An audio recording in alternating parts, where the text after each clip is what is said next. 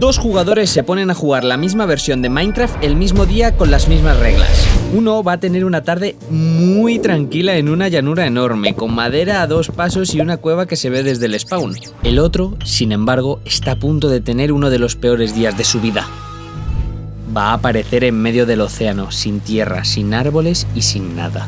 Y la diferencia entre los dos no es su habilidad, es el mapa.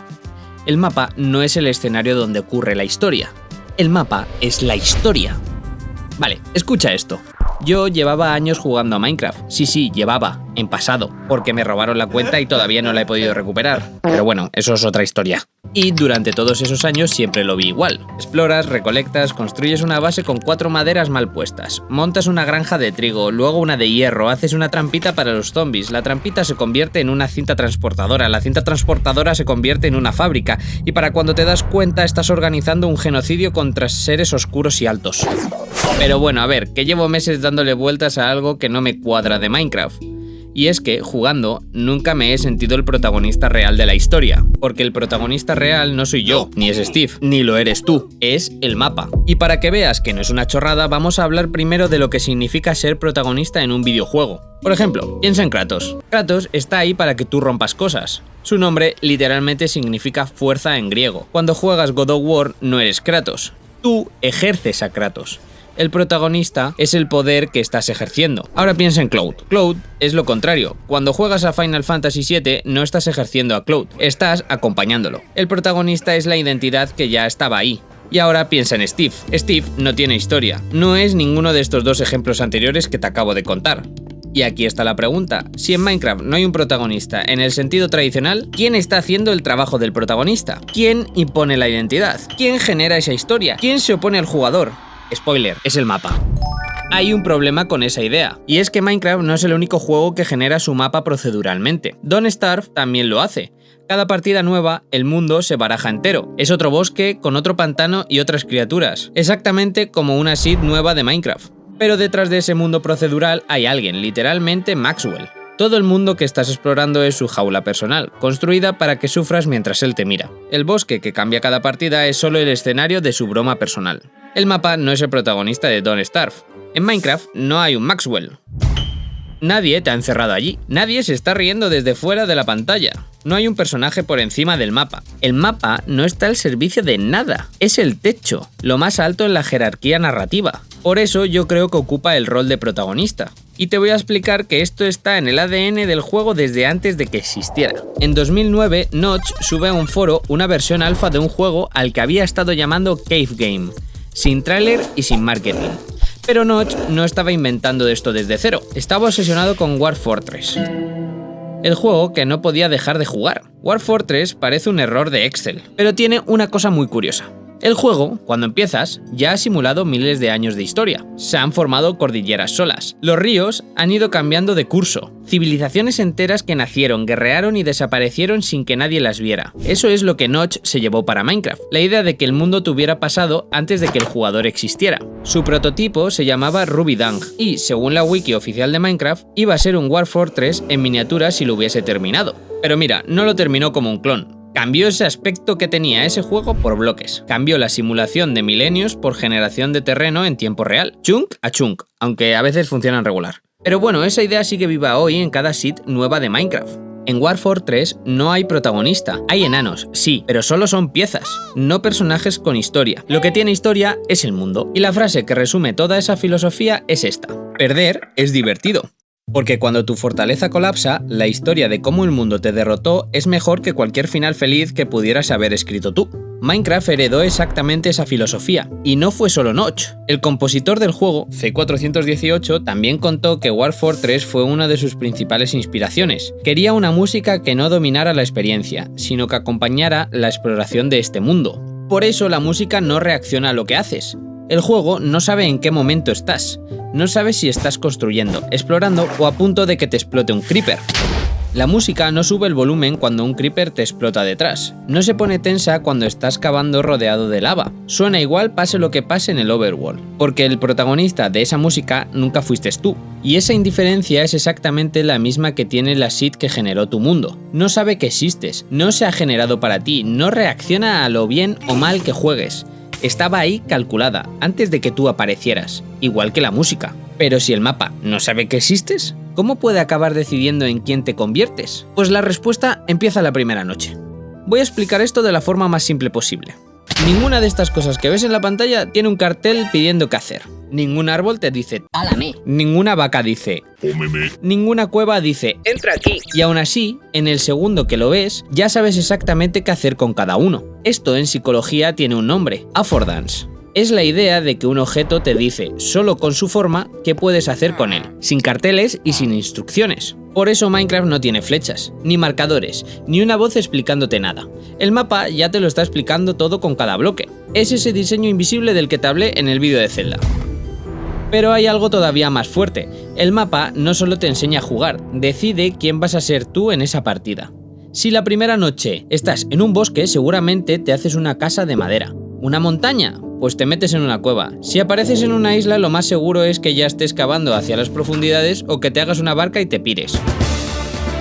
Son 3 jugadores en su primera noche y los 3 el mapa decidió por ellos. Hay un filósofo, Henry, que viene a decir algo así: los humanos crean el mundo a su alrededor.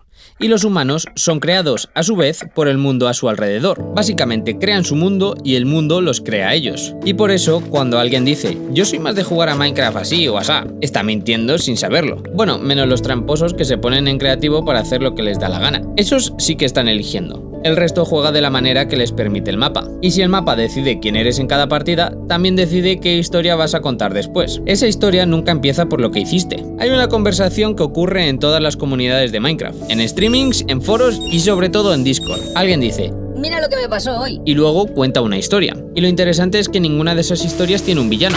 No es, derroté a un chicken jockey.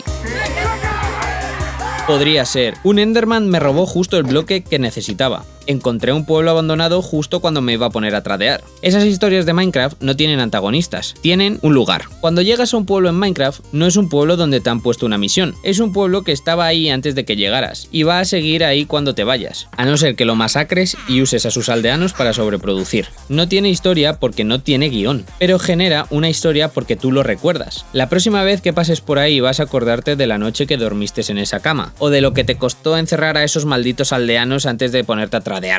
El mapa es el que tiene memoria, tú solo eres el que pasa por encima. Y por eso las mejores historias de Minecraft no se pueden contar sin describir el sitio, la cueva, el bioma, todo eso que has recorrido. Si quitas el terreno, no queda historia. Llegados a este punto, alguien podría decir, pero entonces Minecraft es solo un sandbox, haces lo que quieres. Y en parte sí, pero no del todo, porque debajo de esa libertad hay reglas que alguien diseñó. Lo que hace especial a Minecraft no es que sea más o menos sandbox que otros juegos, es que tiene 2 capas superpuestas, la generación procedural, si te tocó una cueva al lado del spawn, por ejemplo, y la regla de diseño por encima de lo aleatorio. Por ejemplo, los diamantes siempre aparecen en esa profundidad, siempre. El mapa no es aleatorio, tiene condiciones. Ahora piensa en la primera casa que construiste en Minecraft. Lo sé, era horrible, la mía también.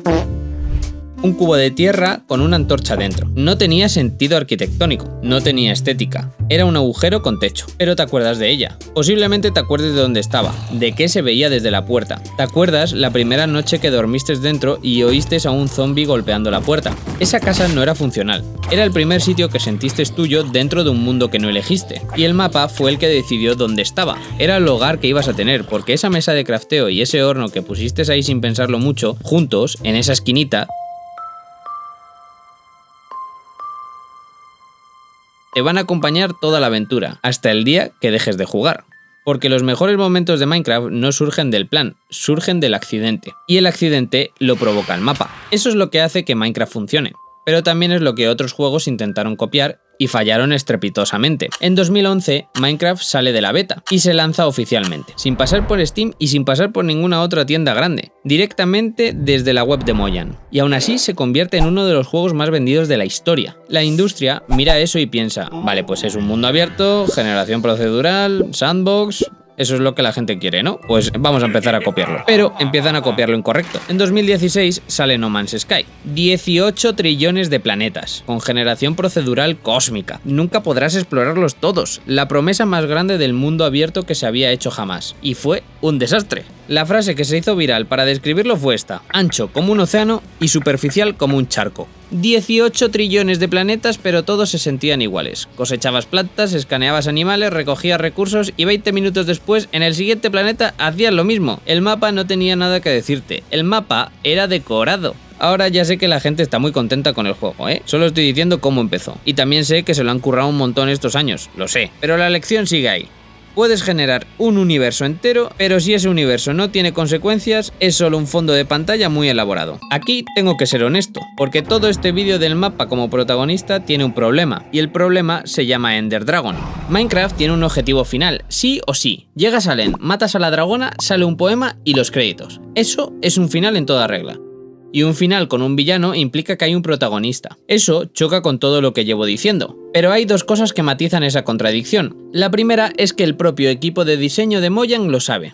Jens, el director creativo de Minecraft desde 2011, y Cory, diseñador jefe de juego en Mojang, explicaron en un vídeo por qué nunca llevarían al Ender Dragon al mundo principal. Cory lo plantea así: estás en casa plantando tus patatas y de repente hay un dragón persiguiéndote. Y Jens remata: esa no es una buena experiencia de juego, añadiendo esta frase que va a definir toda la filosofía del estudio. Las cosas malas pasan, pero técnicamente son culpa del jugador. O bien el jugador lo causó, o el jugador tuvo la oportunidad de prevenirlo. Es decir, Mojang sabe que un antagonista con voluntad propia rompe la lógica del juego.